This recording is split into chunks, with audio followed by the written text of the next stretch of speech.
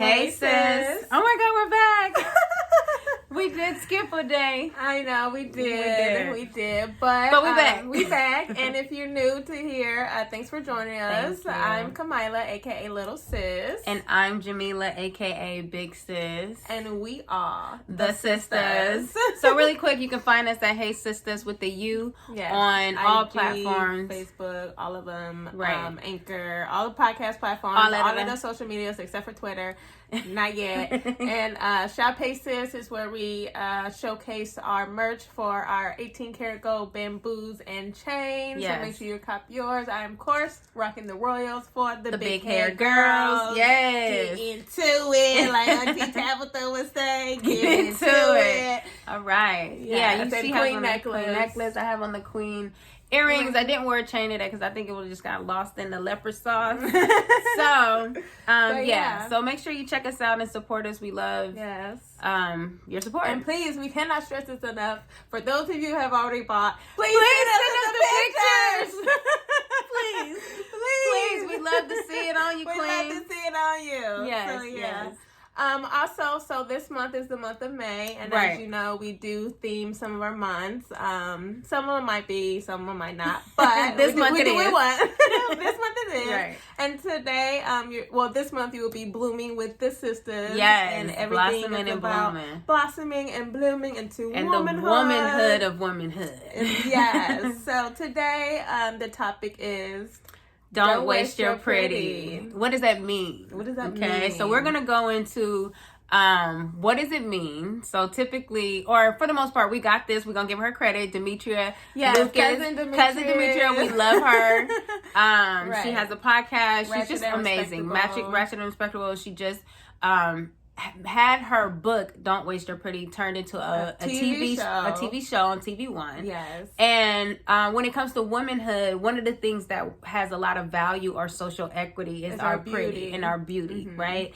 But we've realized in our own life how we waste it. Yes. And then how things changed when we stopped wasting it and owned our beauty. when we owned it. Yes. So we're going to talk about first, like, how to not waste your pretty. Right. Okay? Because I think for the most part, a lot of us do that first. Yeah. You know? Right. Depending on how you raised.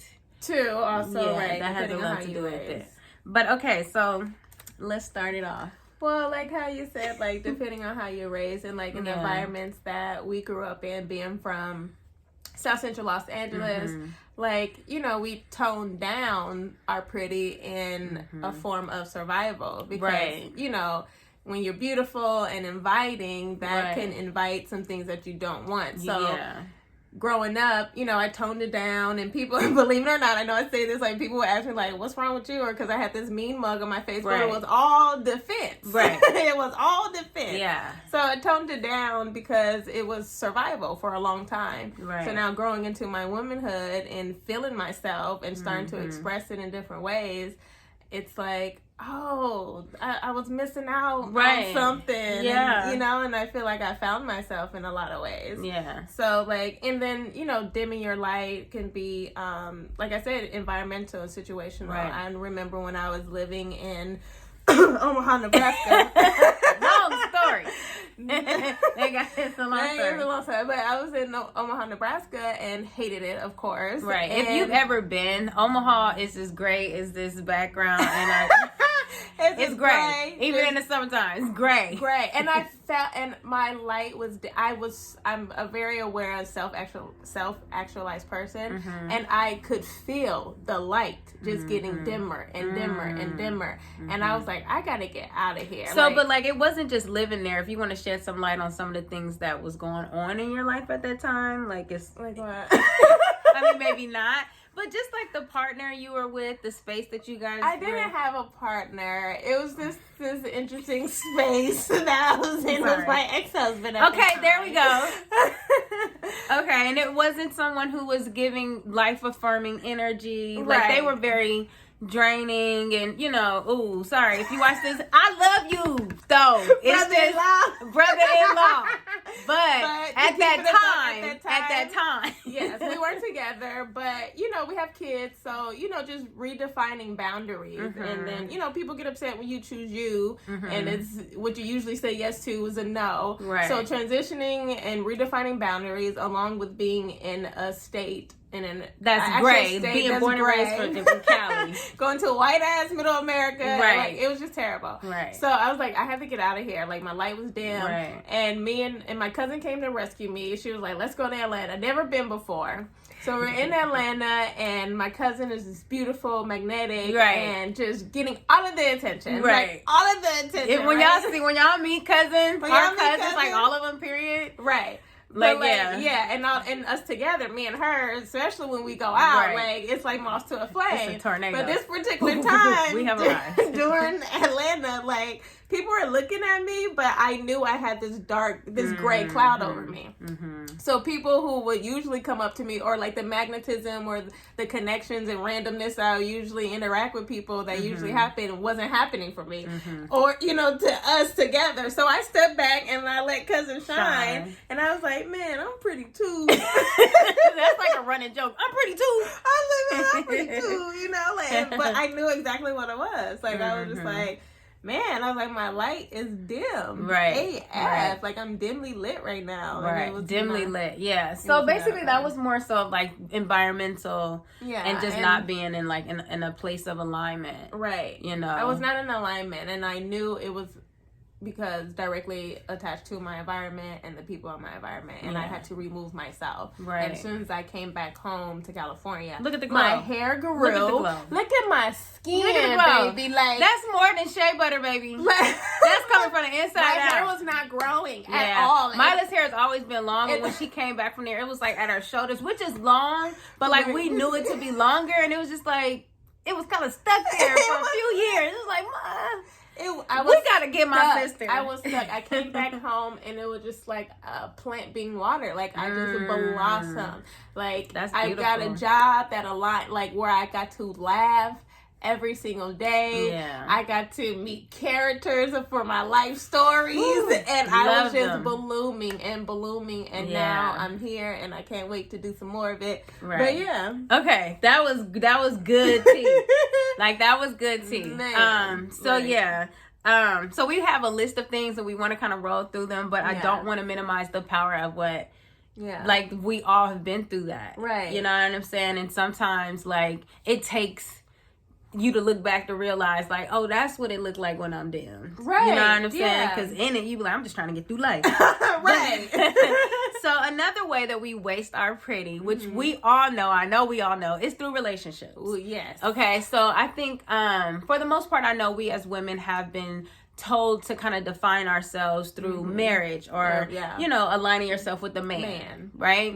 And before we even told that the best and most important relationship is with ourselves or a higher power in ourselves, we try to take our misunderstanding and complicated ways into a relationship. And at some point, we're all not ready. You understand? Right. Like, we're young. Like, at the age that I'm at right now, I don't even know why. Now looking like, why? Why? And then just like we believe in an old narrative of a long-lasting relationship meaning success. But now, like, because of the internet and because people are waking up, we're realizing... And astrology. The planet is shifting. Right, which is a part of us waking up. That longevity doesn't necessarily mean healthy or anything we desire. Right. Because I've had friendships that were for years, but once I started to own myself or get to know myself, I had to realize I grew out of our connection. Right. You know what I'm saying? And out of like familiarity and fear, I settled for that connection because I was familiar with it. Right. But once you get to the point where you're like, I actually like how I feel by myself. And if it feels any different around you, this is the proof. Like, I'm just having something. So I went on a date recently. She did. And thanks to me. Not just lying. Really real talk. Like, it was kind of wild. But, like, on paper, amazing person. Okay? Could have given me the type of life that I swear I wanted. You know, wouldn't have lifestyle. Wouldn't have to do nothing but be pretty. Just show up and be right. Just all of the things, right? Like, the way... he reaffirmed my beauty and just the things that I know that I carry, but I haven't been in situations that where it's been expressed. It was like, outside of me and my sister telling me this, you know, I haven't put myself in situations to have it reaffirmed in a while, right? So to go out here, now I have what my sister says, I'm collecting data. Yes. And what I realized is, outside of all of those things that he had on paper that I like, there was this feeling in my stomach that was like, ugh. This ain't it, but it was like, I felt it. He didn't do nothing disrespectful. No. He didn't do nothing to gross me out.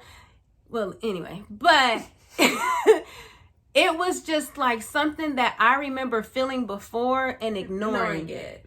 Yeah. But it was so heightened this time. It was just like, we don't have time. Right. You know what I'm saying? And you can waste your pretty by not listening to yourself. Right. And being honest with yourself. Right. And be like, listening to your body is like my new theme, because I've been around people who I've like, logically I could be like, oh, I want this, but my body is saying something completely different, and I'm like, yo, what's up?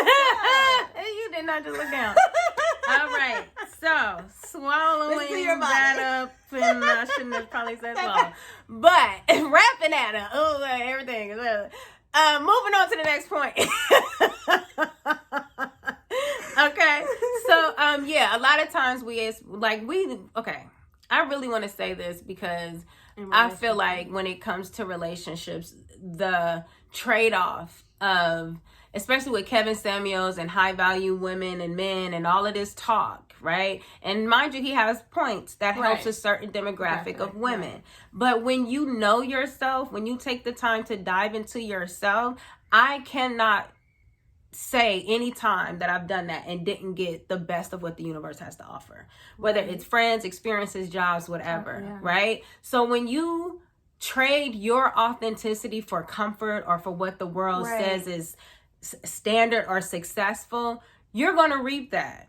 You're going to look like you're happy on paper. On the outside. On the outside. But those of us that see through the BS and are honoring authenticity, know that's not the way. You know what I'm saying? Don't trade don't trade your life for fake comfort. You know, like just to have. And not just to have a relationship or a man, but a man with things. Like the dates that I've been on, they're high value men. They're men that successful, resources better off as mentors, really. Right.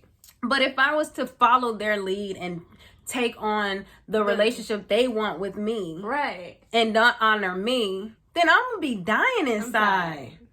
And it ain't worth dying inside. I like my life. Right. It's not worth dying inside. It's not worth being in a beautiful condo and be withering away on the inside. Come on now. And be no. Okay. Okay, so moving right along. All right, another thing I can bring up is settling for jobs. Oh my God. Okay, this is big because this is where the bulk of our lives are spent. Especially, and that's changing a lot, especially with 2020 happening. Like, that's really... I'm grateful because it's really shifting people's mind frames. Like, what are we working for? Right. Why did I have to leave to do this? Why did I get another extra hour to get there and back that I'm not getting paid for, that I have to pay for? And then I don't know my kids. I don't know these people that I'm actually living with. Right. I know these coworkers that I don't even like. I'm doing this job that I actually hate. I'm waking up every day. I woke up one time crying like, God, this can't be it. Okay, right. Like, so yeah, and I remember you weren't happy, and it was clear. Okay, it was so a cloud. It was a doomsday tornado all over me. Okay, so I used to work at as a teacher. I've taught for years, and then I got tired of that. So the last job I had, I was kind of like the dean. Like I was the dean, honey. Yeah, I was the behavior specialist. So every time there was a fire, I had to put it out, right? So when you're dealing with middle school kids, you're really dealing with us at that worst time of our life where we're not quite grown, but we're not mature enough to know when to shut the hell up. Yeah. And, so I had to deal with it. Okay? Gather. And it just brought out the tough side of me. Like, I'm not to be played with. I already know the game you run and been there, done that before, whatever. And that constant harnessing of energy was the complete opposite of the woman that I want to be. Right. But that was where I had to spend 40 plus hours of my life. In addition to the fact I lived in Long Beach, commuted to LA. It was an hour to get there, hour to get back. I had to wake up at 5. Like, I cannot believe I did that, and I can't believe for how long. So anyway, but we'll talk about how that changed later. But one thing that I got tired of being so dreadful of my life, basically, that I was pushed to change. Right. And I ended up manifesting a job where it was in my industry. I worked at home. And it was scary at first because, like, you know, like you said, it looked good on paper. Right. And it sounds good. Like, oh, my sister's a dean. Like, oh, my daughter's a dean. But like, right. And but like, you're just like, dim, like, wilting away. Getting sick. My immune system was messed up. Your sinuses my sinuses were worse. Like, the things I went, like, it was horrible. So, don't waste your pretty on a job that don't give a crap about you. It will replace you in a microsecond. All right. Next point. What? Wasting our pretty on today's beauty standards. Oh, yes. Do not waste your pretty on today's beauty standards. Like, that's a big one. It's so important to take these formative years, like you said, like earlier, thinking back, like being young and in relationships, like for what? Like spend that time figuring out what you like and about yourself. If I conform to the beauty standards, I would probably have way more makeup on my face. I wear very little makeup. Like I do my eyebrows, I wear mascara and a popping lip. That's clear, it. That's it. Nude, that's all. Or of course red. And that's all. I wear concealer because I'm older, but for the most part, coming from MAC, that's it for me. Right. Like, I probably have boobs and... Bottom. I'm proud of it, too. Laughing with the boobs. I'm just playing. Well, the Ben had a mommy makeover. Like, you know, like... Looking like a Barbie. It took me a long time, and they have changed, but, like, if you can, be patient with yourself. Yeah. Be patient with your pretty, with your body, because it's blooming. It's going to come. I might not necessarily like the shape of my breasts right now, but I have came a long way. Right. Because I breastfed 2 kids for 2 years straight. Come on now. And, you know, their immune system is out of this world. Like, they barely get sick to the point that they do. I don't know what to do. We give them oranges and prayers. I sage and pray, like, please. And it lasts for literally 2 days. And they're not sick anymore. Right. Like, that's true. So, I've watched it. I had to define my own beauty. I'm a minimalist when it comes to, like, how I like to wear my makeup or, you know, how I like to dress. Right. And it's like, you know, not giving into like the bad bitch narrative and be all like, you know, like that I'm not a bad all bitch. Extra. Like, you know, like I'm a bad bitch. But like, you know, like that attitude and that energy. Like just defining your own beauty, it's gonna come with your own energy signature that's gonna be unmatched instead of being like the starter replica. The starter pack. Remember we was driving down Crenshaw and it was a dude and his girl walking across. I was like, he got him a bad bitch. He got a bad bitch. I was like, he got a bad bitch. She got it all. He had pink hair. Wig. Right. He had the short tight. Right. Like it was the body, the tight, the neon. Ass, the neon. It was an LA bad bitch. It was I was saying he got him a bad. He got one. He got one. And he walked like he got one. He walked like he got Not one. Not like he got her, but he got one. And it was when you read the energy, it's real shit out here. Yeah, I read the energy. It's real shit because some of them don't even want to know you past how you look. For real, you know, right? He didn't have her. He wasn't with. He had one. Right? Yeah. Don't be a copy. Yeah. You know, like into your beauty, and two, just like sometimes you may not ever be within what society calls beautiful. Like I feel like I had to do that, you know, especially coming from LA. And then you have to like really like don't trade in what God gave you and what you can accentuate for something that's totally not you. You understand? Yeah. You can accentuate, like, especially when I worked at MAC, like, I wore transformative makeup to the point where I didn't even want to take it off because I looked too different for me. You don't want anything to do your brain like that. No. You know what I'm saying? Like, how I look right now is for the camera, but I am perfectly okay now, which is a long journey, without anything. And I'm beautiful. Yeah. For like, honestly, the first in the morning when I wake up and wash my face and I wash it and moisturize it, like that's it for me, honestly. And sometimes when I do my eyebrows and put on mascara, sometimes I feel like, oh, I covered you up. Yeah, sometimes I really feel like, some of the pretty went. Yeah. Even though I lightly accentuated and like, to y'all, it's like, to me, I'm like, I could have just right, no mascara today. Right.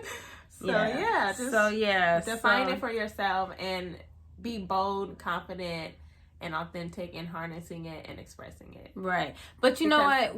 On the second half, right, the real ones are going to feel you. But like what you said, being bold and confident in harnessing it, because the second part is what we want to say, like how those things change for us. Right. That to me is all about affirmations. Like to have the courage to be different. Like, how did that work for you when you were like diving into affirmations? Diving in for affirmations, probably. Well, some of you might be new, but I love affirmations. And for me, being the witchy person that I am, I don't know if it just goes along with my juju. I got Gemini, my Mercury, and like I love language and I love words. Right now. Gemini, my Mercury. I love language. I love words. So like affirmations changed my immediate reality. Like it allowed me to.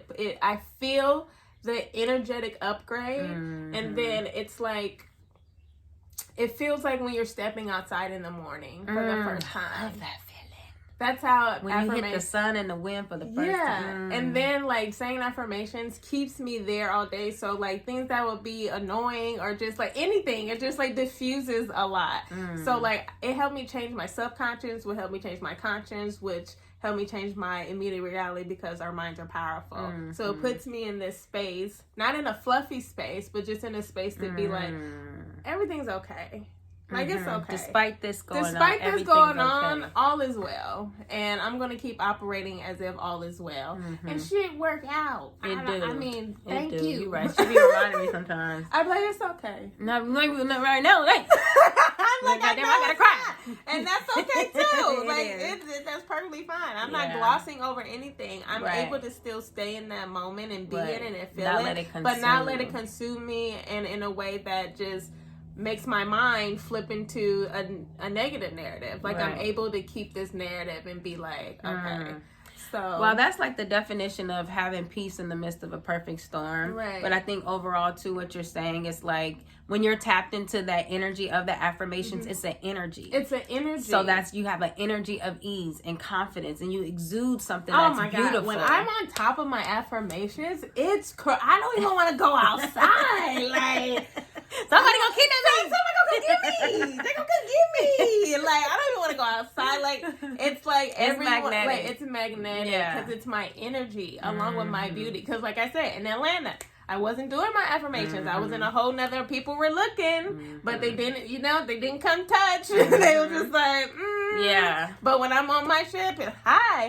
Right. Can I help you? I didn't know I needed help. Getting shit for free. All kinds of just like, and it's not because just of my beauty. It's my energy. Because you went out there before with your beauty, and it was a different reaction to you. Yeah. So what we're trying to say is, the power of beauty is energy. And generating that energy came through affirmations. Like for me, it's that and other stuff, like taking baths.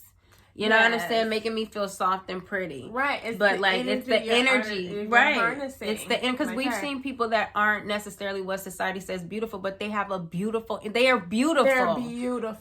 beautiful. Like, how dare I say, because society didn't say that this is pretty, that you're not pretty. You're beautiful. And I've seen people who are, just attractive, bomb, beautiful, gorgeous, but there's like some kind of emptiness, and there's nothing emanating from them. Like there's no energy, or the energy is just rested in their physical. Right. Like that's your value. That's it. Yeah, like men just talking about like, she cute, but can you hold a conversation? Like, do you have a personality? Like, wow. So a lot of beauty comes from harnessing your authentic energy. And affirmations like which ones I have?